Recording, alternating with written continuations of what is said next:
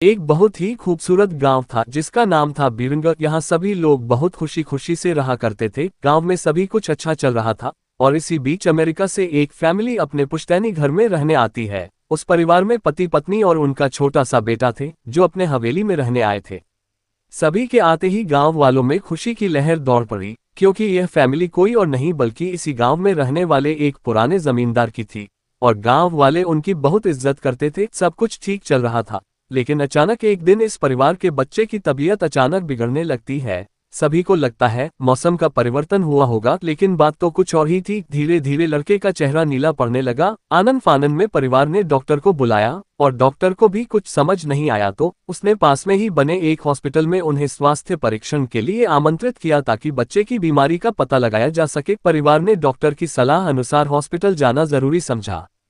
सारे परीक्षण होने के बाद भी कुछ नहीं हासिल हुआ। जैसे ही सारा परिवार गांव पहुंचा तो गांव के कुछ बुजुर्गों ने बच्चे की हालत देखकर उन्हें ओझा के पास जाने को कहा। आज भी गांवों में पुराने रीति रिवाज के अनुसार झाड़ फूंक करके इलाज करने की प्रथा कायम है। परिवार सभी सदस्य बच्चे के लिए ओझा के पास भी जाने को तैयार हो गए। गांव के पास ही पहाड़ी में एक बाबा रहते थे जो कि काली विद्या में भी माहिर थे। जैसे ही उनके आश्रम की सीढ़ियों में वह बच्चा अपने परिवार के साथ पहुंचा तो ओझा जोर जोर से चिल्लाने लगे, तू क्यों आई है? इतने बरसों के बाद भी तेरा बदला शांत नहीं हुआ। ये सब सुनकर बच्चे के माता पिता और गांव वाले दहशत में आ गए। उन्हें समझ नहीं आया कि बाबा को इतना क्रोध क्यों आ रहा है, जबकि उन्हें अभी तक कोई बात बताई नहीं गई। लेकिन बाबा तो काली माया में पारंगत थे, इस वजह से उन्हें रूहानी ताकतों को पहचानना आता था। सभी लोगों ने आश्रम में प्रवेश किया, लेकिन बाबा ने केवल उस बच्चे को पास आने को कहा। बच्चे की हालत बहुत ही खराब थी। उसकी आंखें लाल हो चुकी थी, उसका शरीर नीला दिखाई पड़ रहा था और उसके शरीर का तापमान आम बुखार से कहीं ज्यादा था। ओझा ने विभूति उठाकर के बच्चे के मुंह पर फेंका।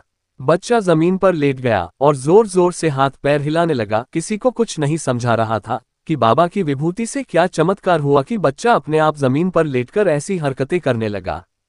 तभी अचानक बच्चा अपने पैर की उंगलियों के बल खड़ा हो जाता है और बहुत ही खूंखार औरत की आवाज में ओझा को उसके पुराने नाम से बुलाया, अरे वो प्रेमनाथ, मैं तुझे नष्ट कर दूंगी। लड़के का ऐसा स्वर सुनकर उसके माँ बाप घबरा गए। लड़के को इस अवस्था में देखकर उन्हें कुछ समझ नहीं आ रहा था कि ऐसा क्यों हो रहा है। तभी ओझा ने एक मंत्र पढ़कर बच्चे को अपने काबू में किया। सारे गांव वाले ओझा से पूछने लग, बाबा ये सब क्या है? ये बच्चा ऐसा क्यों कर रहा है? तभी ओझा ने बताया कि इसके अंदर कोई चुड़ैल आ चुकी है जो कि आज 70 साल पहले चोरी के आरोप में जिंदा जला दी गई थी। उसे ऐसी सजा देने वाले कोई और नहीं बल्कि इसी बच्चे के दादाजी थे और वह चुड़ैल अपना बदला लेने इसलिए आई है क्योंकि वह गर्भवती अवस्था में जिंदा जली थी और उसके कोख में पल रहा मासूम बच्चा भी जल गया। इसी वजह से वह उस वंश बच्चे को भी दर्दनाक मौत देना चाहती है ताकि उसका बदला पूरा हो सके। ये सारी कहानी जानने के बाद उसके परिवार वाले ओझा के सामने गिड़गिड़ाने लगे और अपने बच्चे की जान की भीख मांगने लगे।